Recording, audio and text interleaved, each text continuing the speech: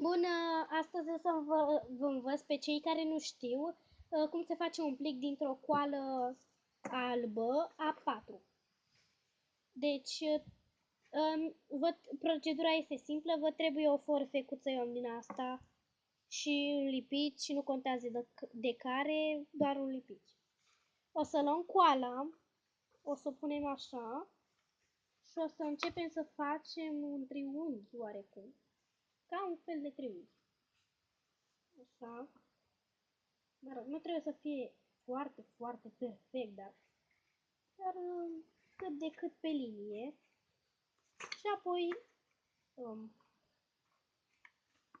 apoi presați cu degetul încetișor, așa. Și acum ne vine în ajutor foarfeca. Tăiem ușurel pe contur, adică pe partea aceasta. Tăiem.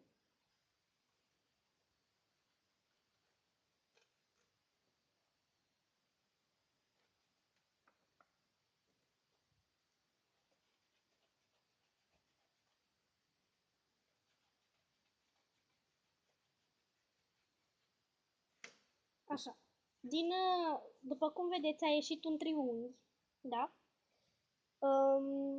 Și acum din acest triunghi îl punem așa și o să mai faceți încă un triunghi din el, presați cu degetul ușor pe partea aceasta, cam așa ceva. Și acum o să vă iasă un triunghi ceva mai mic. Așa, îl deschideți și o să vă vină cam așa ceva, ca un fel de cruce, mă rog. Și apoi dați așa până în punctul acesta și îl presați ușor. Așa faceți și la celălalt din paralel. Așa. O să vă trebuiască să tăiați un pătrățel mic din bucata care v-a rămas. Adică cam așa ceva. Un pătrățel micuț. Așa. Și așa. Și acum o să îndoiți și partea aceasta de jos, oricare dintre astea două. La mine vine jos, depinde cum țineți plicul. Așa, și o să vă vină cam așa ceva. Așa. Luăm pătrățelul. Așa.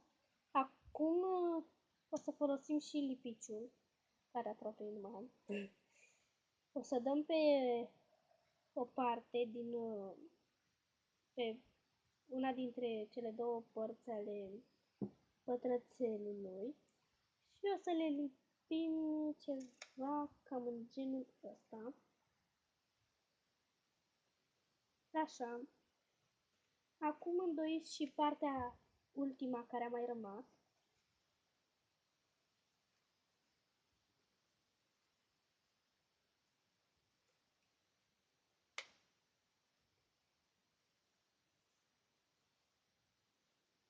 Așa.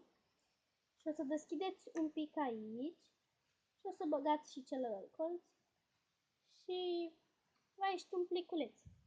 Și acum când vreți să deschideți plicul, trăgeți un pic și aici înăuntru se vede destul de clar, puteți să băgați o scrisoare adresată cuiva drag sau unei persoane.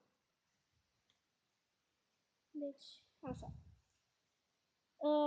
Sper că v-a plăcut. Dacă v-a plăcut, dați un like, să vă abonați la canalul meu, un subscribe, un share să vadă și prietenii voștri și cam atât. Pa!